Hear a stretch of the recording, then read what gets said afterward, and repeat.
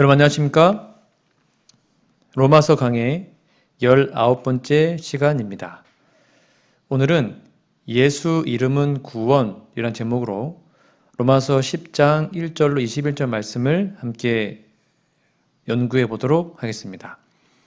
그럼 다 함께 로마서 10장 1절로 21절의 말씀을 좀 길어서 여러분 스스로 먼저 좀 읽어보시고 말씀을 들어보시면 좋겠습니다. 우리 지난 시간에 배웠던 거 잠깐 복습하면 지난 시간에 언약의 3대에 대해서 배웠습니다. 아브라함, 믿음의 조상 아브라함이죠. 그 다음에 이삭, 중생, 위로부터 태어난 거듭남을 표상하는 이삭입니다. 그리고 야곱, 인내하는 자 야곱을 말하고 있습니다. 그래서 참 이스라엘, 영적 이스라엘 백성이 되려면 아브라함처럼 믿음이 있어야 됩니다. 믿음의 조상. 또한 이삭처럼 위로부터 거듭나야 되고요. 그리고 그 믿음을 야곱처럼 끝까지 지키고 인내해야 합니다. 그것이 바로 언약의 3대라고 말씀을 드렸습니다.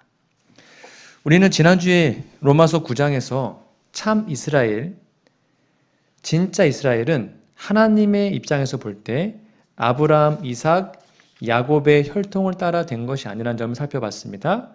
진정한 영적 이스라엘 백성은 아브라함의 믿음과 이삭의 거듭남, 그리고 야곱의 인내를 겸비한 자들입니다. 이것이 참 이스라엘의 특성이었죠. 자, 오늘부터 배울 로마서 10장은 역시 로마서 9장과 같은 문맥으로 시작을 합니다. 로마서 10장 1절 볼까요? 형제들아, 내 마음에 원하는 바와 하나님께 구하는 바는 이스라엘을 위함이니 곧 저희로 구원을 얻게 함이라. 바울은 참 그리스도인이요 진정한 목자인 예수님의 심장을 가진 자였죠. 유대인들은 바울을 그토록 미워하고 배반자로 여겼지만 그럼에도 불구하고 바울의 마음의 소원은 이스라엘 백성의 구원이었습니다. 그러므로 로마서 10장 1절의 말씀은 우리가 지난주에 배웠던 로마서 9장 3절 내가 내 백성을 위해서 저주를 받을지라도 내 동족이 구원받으면 좋겠다 했던 로마서 9장 3절과 같은 말이에요. 이어서 볼까요? 로마서 10장 2절 3절입니다. 내가 증거하노니 너희가 하나님께 열심히 있으나 지식을 쫓은 것이 아니라 하나님의 의를 모르고 자기의 의를 세우려고 힘써 하나님의 의를 복종치 아니하였느니라. 여러분 이것이 바로 유대인의 핵심적인 문제였습니다. 다시 말하지만 유대인들은 열심히 있었습니다. 하나님께 열심히 했어요. 그러나 그들은 인간의 유일한 구원의 길인 하나님의 의를 간과합니다. 하나님의 의를 무시한 거죠. 그들은 자신의 의를 나타내려고 했고 하나님은 그런 유대인들을 거절하셨습니다. 이것은 오늘날 우리들, 특별히 재림교인들의 문제이기도 합니다. 여러분 4절 이어서 볼까요? 그리스도는 모든 믿는 자에게 의를 이루기 위하여 율법의 마침이 되시니라. 여기 10장 4절에서 하나님의 법이 우리에게 요구하는 조건을 그리스도께서 채우신 것으로 해석할 수 있습니다. 즉 그리스도를 정말 그분을 믿는 모든 사람들은 예수님 때문에 의롭게 됩니다. 그리고 그분은 율법의 마침, 즉 율법의 완성이 되신 겁니다. 예수님을 믿는 순간 하나님은 우리를 실패한 죄인으로 보지 않고 하나님의 아들로 간주하십니다. 예수님의 침례 시에 하늘에서 선포된 말씀은 우리 모두에게 적용되는 거예요. 여러분 우리가 침례를 받잖아요. 그럼 이러한 믿음의 음성을 들어야 합니다. 마태복음 3장 17절 예수께서 침례 받으셨습니다. 하늘로서 소리가 있어 말씀하시되 이는 내 사랑하는 아들이요 내 기뻐하는 자라 하시니라. 아멘이지 않습니까? 우리도 침례를 받으면 똑같은 음성을 하나님이 우리에게 말씀하시는 거예요. 예수님은 율법의 모든 적극적인 요구와 공의를 충족하셨습니다. 우리가 믿는 즉시 그리스도의 의가 율법을 완전히 만족시키고 우리의 것이 됩니다.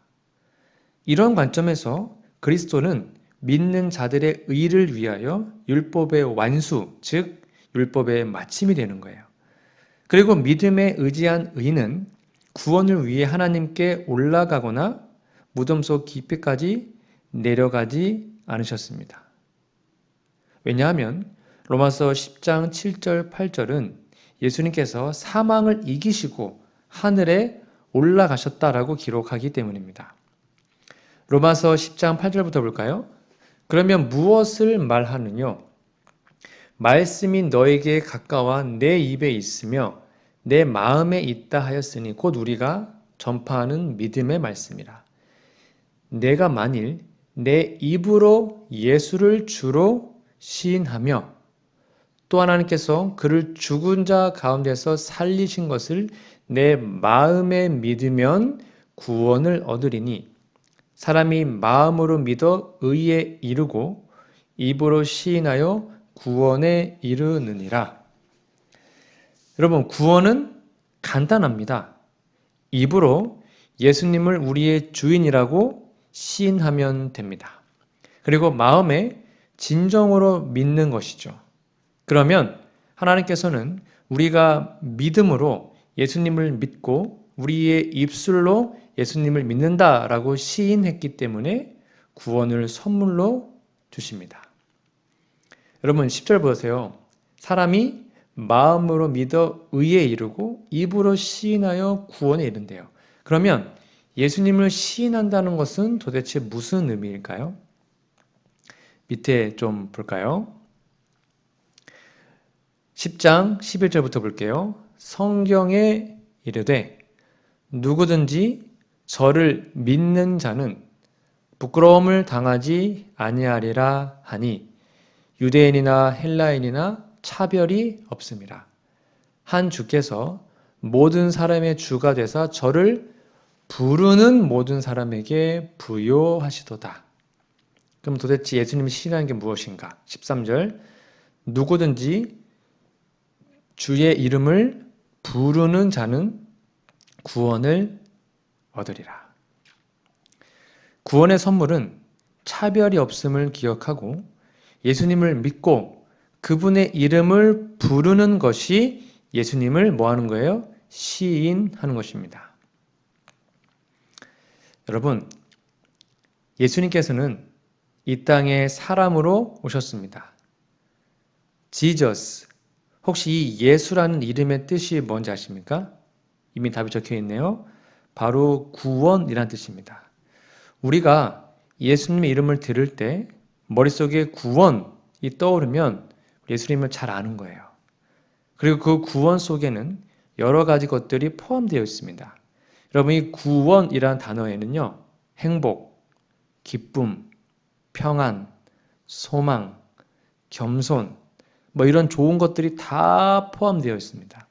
그래서 예수님을 딱 들으면, 예수님의 이름을 딱 생각하면 이러한 것들이 마음에 막 생각나야 돼요. 그러면 우리가 예수님을 잘 믿는 거예요. 여러분, 소금 하면 떠오르는 게 뭐예요? 짠 것. 설탕, 뭡니까? 달다, 단 것. 마찬가지로 예수님 하면 머릿속에 뭐가 떠오른다고요? 구원이 떠오르면 예수님을 잘 아는 거예요. 만약에 다른 사람들이 소금 맛이 어떤지를 여러분에게 물어본다면 소금이 뭐였더라? 제가 학교에서 배운 잠깐만요. 인터넷 검색해 볼게요. 이렇게 말하는 분이 계실까요? 한 명도 없을 거예요.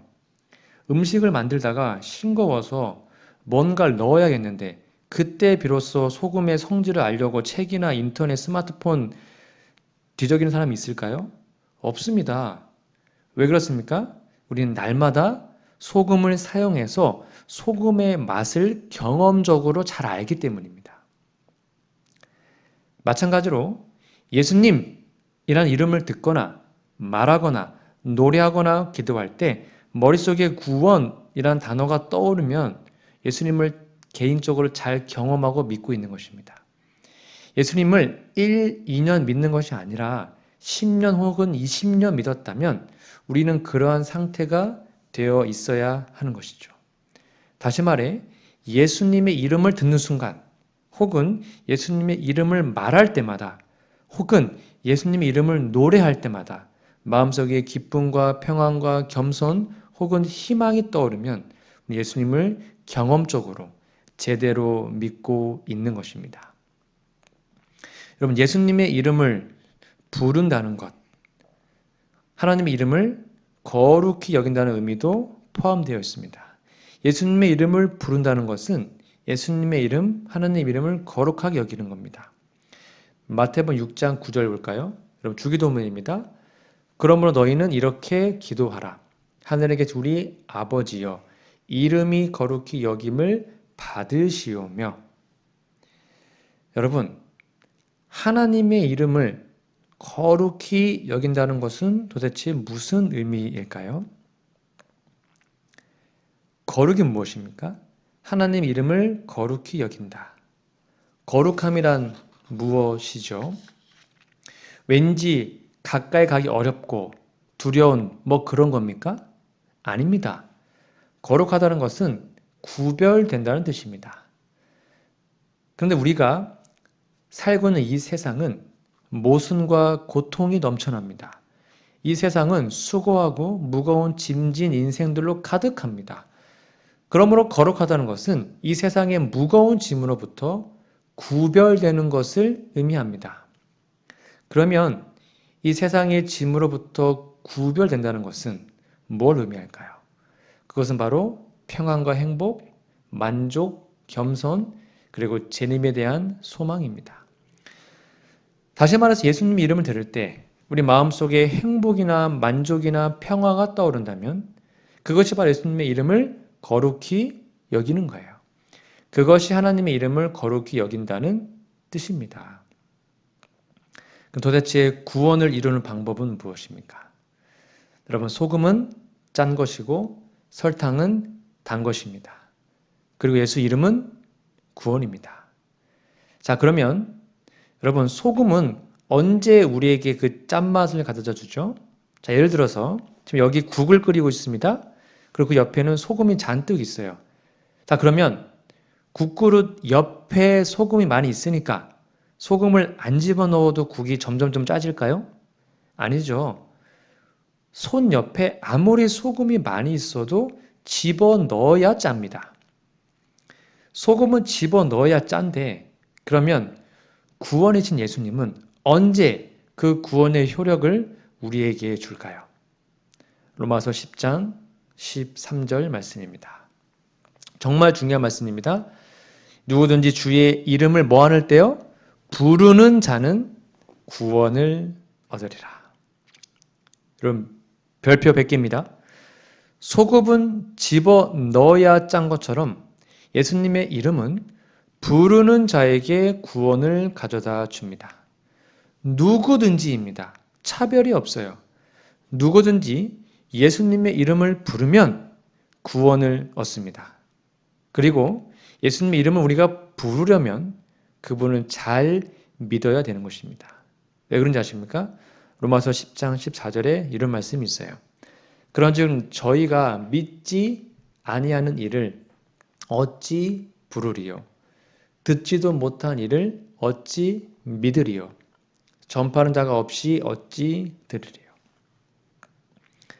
그러니까 예수님 우리가 진짜 믿지 않으면 그분의 이름을 부를 수가 없어요. 그래서 우리는 매일 말씀을 보고 믿음을 키워야 하는 것입니다. 그리고 우리가 잘 알다시피 예수님의 이름을 부르기 위해서는 믿음이 있어야 된다 그랬어요. 근데 그 믿음이 자라는 유일한 방법이 뭐라요? 바로 하나님의 말씀을 듣는 것입니다. 그래서 이 맥락에서 이 말씀을 하신 거예요. 그러므로 믿음은 들음에서 나며 이 믿음은 예수님의 이름을 부르고자 하는 믿음이에요. 들음은 그리스도의 말씀으로 말미암았느니라. 왜 우리가 기도가 막히는가? 왜 우리가 순간마다 예수님의 이름을 부르지 못하는가? 왜 우리가 예수님의 이름을 듣고도 구원을 경험하지 못하는가? 간단합니다. 믿음이 없기 때문입니다. 왜 믿음이 없어요? 말씀을 개인적으로 읽고 있지 않기 때문이죠. 여러분들은 말씀 매일 읽고 믿음이 날마다 자라고 있나요? 여러분, 정말로 예수님의 이름은 구원입니다. 누구든지 예수님의 이름을 부르는 자는 구원을 얻으리라. 소금은 집어넣어야 짜고 예수님의 이름은 부르는 자에게 구원을 줍니다. 이 단순한 말씀을 믿으십니까? 믿으신다면 그렇게 실천하시기 바랍니다. 반찬 만들어 놓고 먹어보니 싱겁다고 큰일 났네 하면서 목사님이나 장로님께 어떻게 하면 좋냐 전하는 사람 있습니까? 없습니다. 얼른 소금을 넣어서 짜게 만들면 되는 것입니다. 근데 왜 우리는 기분이 나쁜 상태로, 우울한 상태로, 걱정, 근심이 가득한 상태로 한 달, 두 달 또는 그 이상을 보내고 있습니까? 우리가 예수님 믿는다고 말을 하면서 말이죠. 여러분, 그럴 때는 곧바로 예수님의 이름을 부르시기 바랍니다. 그러면 반드시 예수님께서 구원을 허락하실 겁니다. 만일 소금을 옆에 두고 싱거워서 큰일 났다고 말을 하면서 소금을 넣지 않는다면 그것은 바로 소금을 무시하는 겁니다. 소금이 만약 말을 할 수 있다면 얼마나 섭섭하겠어요. 근데 우리는 예수님 이름을 잘 부르지 않습니다. 스트레스 가운데, 걱정과 염려 가운데 분노의 마음을 가지고 일주일 보내고 2주일 보냅니다. 이 얼마 예수님의 이름을 무시하는 일입니까? 안 믿는 사람이 그러면 이해할 수 있습니다. 하지만 5년, 10년 믿어온 사람이 교회의 장로고 집사고 목사인 사람들이 예수님 이름을 그렇게 안 부르면 그것은 예수님의 이름을 무시하는 겁니다. 여러분은 절대로 그렇게 하지 마시기 바랍니다. 꼭 기억하세요. 소금은 짠 것이고 설탕은 단 것입니다. 그리고 예수 이름은 구원입니다.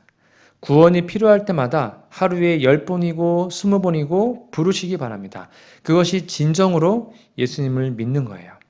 우리 재림교인들은 예수님을 좀 복잡하게, 좀 어렵게 믿는 경향이 있습니다. 그러나 이제는 단순하게 필요할 때마다 언제든지 예수님의 이름을 부르시기 바랍니다. 한 사례를 들려드릴게요. 누가복음 18장 37절부터 보면 맹인이 예수님 이름을 부르고 구원받은 이야기가 기록되어 있습니다.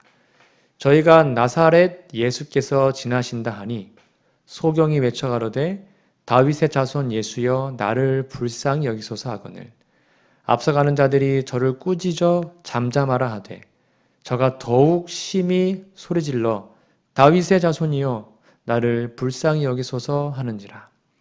예수께서 머물러 서서 명하여 데려오라 하였더니 저가 가까이 오매 물어 가라사대 내게 무엇을 하여 주기를 원하느냐. 가로되 주여 보기를 원하나이다. 예수께서 저희에게 이르시되 보아라 내 믿음이 너를 구원하였느니라 하시매 곧 보게 되어 하나님께 영광을 돌리며 예수를 쫓으니 백성이 다 이를 보고 하나님을 찬양하니라. 아멘. 여러분 누가복음 18장에 보면 누가 나옵니까? 소경이 나옵니다. 소경이 예수님의 이름을 부르고 있습니다. 가로되 다윗의 자손 예수여 나를 불쌍히 여기소서. 여러분 생각에 이 소경이 구원을 얻을 것 같습니까? 물론이죠. 왜요? 로마서 10장 13절에 누구든지라고 했으니까요. 이 소경도 해당이 되는 것입니다. 그런데 어느 시대나 예수님을 만나야 할 사람들이 예수님께로 가는 길에는 장애물이 있습니다. 어떤 때는 예수님을 먼저 믿은 사람들이 장애물이 되기도 합니다. 여기에서 예수님 주위에 둘러선 사람들은 오늘날로 얘기하면 교인들을 상징합니다. 그런데 그 교인들이 소경에게 뭐라 그러는 거예요? 시끄럽다. 조용히 해라. 뭐 이렇게 떠들어? 라고 구박을 해요. 당신은 이미 하나님께 벌 받아가지고 소경냈는데 하나님 아들에게 은혜를 구할 염치가 있냐? 라고 말하는 것입니다. 불행하게도 어느 시대에나 예수님을 만나야 될 사람들이 예수님께로 가는데 교인들이 방해물이 될 때가 많아요. 때로는 목사가 방해가 될 때가 있죠. 먼저 믿은 우리의 삶 속에서 기쁨이나 희망이나 겸손이나 그러한 것이 없다면, 우리는 교회 안에 진정으로 화목이 없다면, 우리 교회 안에요, 우리는 초신자들에게 방해물이 될 뿐입니다. 목사님, 교인들도 별 수 없네요. 우리하고 별 차이가 없어요. 저 교회 안 가요. 목사님, 이제는 저도 대충 교회 나올래요. 뭐 화요일날 금요일날 나오지도 않는데 저도 그냥 안식일만 하면 나올게요. 교인들의 모습을 보니까 뭐 저만 유별나게 다니는 것 같네요. 오늘날 이렇게 말하는 사람들이 얼마나 많은지 모릅니다. 그래서 우리가 몇 년 믿었다, 난 교회에서 뭐 장로다, 집사다, 목사다, 이런 것이 오히려 방해물이 될 수도 있다는 거예요. 그것은 하나도 자랑거리가 못 됩니다. 진정으로 예수님을 믿고 내 마음속에 평안이 있는가, 이웃에 대한 사랑이 있는가, 자신을 낮추고 남을 높이는 겸손이 있는가, 하늘에 대한 소망이 내 마음속에 정말로 살아있는가를 살펴야 합니다. 여기 예수님을 둘러싼 사람들이 소경을 보고 뭐라 했어요? 어휴, 제대로 오셨네요. 절 따라오세요. 앞에 안 보이시죠? 제 예수님께로 안내드리겠습니다. 이렇게 말을 해야 정상 아닙니까? 그런데 오히려 예수님께 오는 것을 방해하고 있는 모습, 혹시 우리들의 모습 아닌지 모르겠습니다. 그런데 감사하게도 이 소경은 믿음이 대단했습니다. 소리를 더 크게 지르는 겁니다. 난 당신을 만나려고 온 사람이 아니다. 당신들이 막아도 난 어떻게든 예수님을 만나고 말겠다. 이러한 믿음이 바로 소경의 믿음이었어요. 우리는 이 소경에게서 예수님께 나아가는 믿음을 배워야 합니다. 많은 사람들이 교회에 잘 나오지 않다가 방문해 보면 이유가 뭔지 알아요? 목사님, 요새 교인들이 저를 대하는 태도가 별로 안 좋아요. 그래서 저 교회 안 갑니다. 누가 저를 기분 나쁘게 했어요. 교회 안 갑니다. 이렇게 말하는 사람이 얼마나 많은지 몰라요. 그런 사람들은 이 소경에게서 예수님을 믿는 방법을 배워야 합니다. 예수님께서 소경에 물으셨습니다. 네가 무엇을 원하느냐? 소경이 대답합니다. 예수님, 보고 싶습니다. 너무너무 보고 싶습니다. 그래, 내 믿음이 너를 구원했다. 여기서 우리가 잊지 말아야 할 것은, 소경이 받은 구원은 현실 문제로부터의 구원도 포함되어 있다는 것입니다. 다시요. 소경이 받은 구원은 현실 문제로부터의 구원도 포함되어 있습니다. 우리는 구원하면 예수님께서 오시는 재림의 날에 하늘에 가는 것으로만 생각을 합니다. 네, 그것도 맞는 말이에요. 그러나 우리가 매일매일의 생활 가운데서 구원을 받는 것도 포함되어 있다는 것을 꼭 기억해야 합니다.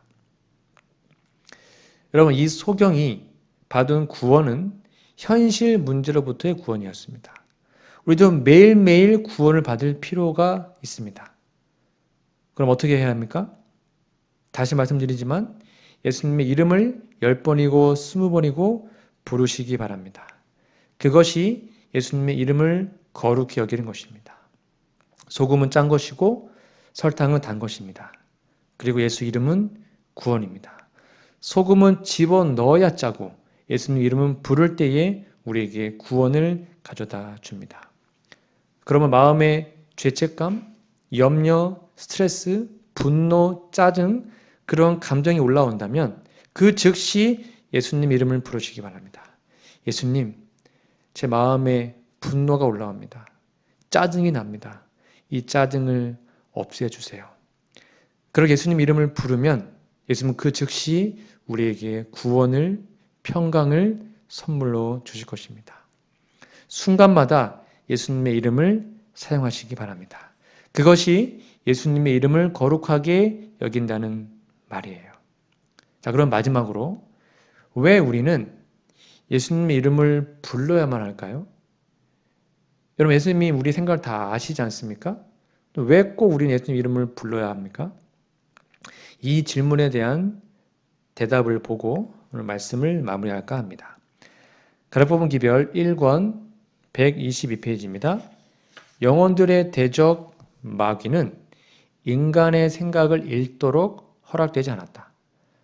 그러나 그는 예리한 관찰자이며 들리는 말들을 주의하여 생각하며 행동들을 주의 깊게 보고 그의 권세에 자신들을 맡기는 자들의 경우에 알맞은 시험거리들을 능숙하게 응용한다. 만약 우리가 죄악적인 사상과 감정을 억제하고 그것을 말과 행동으로 나타내지 않는다면 사단은 경우에 알맞은 그럴듯한 시험거리들을 준비할 수 없으므로 패배하고 말 것이다. 여러분, 이 말씀처럼 사단은 우리의 마음을 읽지 못합니다. 그것은 하나님만 할 수 있는 거예요. 그저 사단은 우리의 행동이나 우리의 표정을 통해서 우리의 마음을 추측합니다. 그런데 거의 6,000년 동안 인간만을 연구해왔기 때문에 거의 대부분 맞춰요. 그러니까 우리의 얼굴을 보고 우리의 표정을 보고 우리의 말을 듣고 이 사람이 지금 화가 나 있구나. 지금 걱정과 염려가 빠져 있네. 스트레스 받고 있구나. 라고 딱 아는 거예요. 마귀가요. 그리고 사단은 뭐 하는 거예요? 지금이 기회다. 라고 생각하고 더 우리를 공격하는 것입니다. 아주 그냥 우리가 쓰러질 때까지 공격합니다. 다시 말해서 우리가 말로나 표정으로나 약하게 보이면 그렇게 된다는 거예요. 사탄 마귀 정말 나쁜 존재이지 않습니까? 선지자왕 173페이지입니다. 사단이 가장 맹렬한 시험을 가지고 영혼을 공격할 때는 그 영혼이 가장 약할 때이다. 바로 그러한 때에 사단은 하나님의 아들을 이기려고 하였다. 그러니까 혹시 화가 나도 스트레스 받아도 겉으로는 하나님을 찬양하시기 바랍니다. 여호와는 나의 목자시니 내가 부족함이 없으리로다. 그렇게 찬양을 부르시고 말씀을 암송하세요. 그러면 사단은 이런 사람은 아무리 공격해봤자 소용이 없겠네 하고 안 건드리는 거예요. 화가 나도 스트레스 받아도 그것을 얼굴이나 행동으로 표현하지 마시기 바랍니다. 오히려 예수님을 믿고 부탁하고 돌보심에 감사하고 예수님의 이름을 부르시기 바랍니다. 그러면 사단은 예수님이 우리를 구원해 줄 때에 할 말이 없는 거예요. 믿음의 간절함을 표현할 때 예수님께서 우리 곁에 올 수 있다는 그 놀라운 진리를 기억하고 여러분 삶 속에 경험하게 되기를 간절히 바랍니다. 말씀의 결론을 맺겠습니다. 여러분 오늘 말씀 다 까먹어도 이건 꼭 기억하세요. 소금은 짠 것이고 설탕은 단 것입니다. 그리고 예수 이름은 구원입니다. 소금은 집어넣어야 짜고 예수님의 이름은 우리가 부를 때에 그 구원의 능력을 가져다 줍니다. 여러분의 크고 작은 모든 필요에 예수님의 이름을 부르시기 바랍니다. 하루에 100번이라도 예수님의 이름을 부르시기 바랍니다. 그것이 예수님의 이름을 거룩하게 여기는 것입니다. 그렇게 예수님의 구원의 능력을 충분히 경험한 사람들이 예수님의 재림을 기다릴 수 있습니다.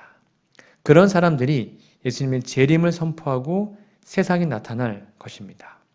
예수님의 이름만이 저와 여러분을 구원해 주시기를 간절히 바라며 오늘 말씀을 마치겠습니다. 함께 기도하겠습니다. 하나님, 우리 아버지, 오늘 저에게 주신 말씀처럼 예수님의 이름을 누구든지 부르기만 하면 구원을 주겠다고 약속하셨사오니 제가 날마다 주의 이름을 부름으로 모든 것에서 구원을 경험하는, 그래서 나중에 재림 때에 진정한 구원까지도 경험하는 우리 모두가 되도록 도와주시옵기를 예수님의 이름으로 간절히 기도합니다. 아멘.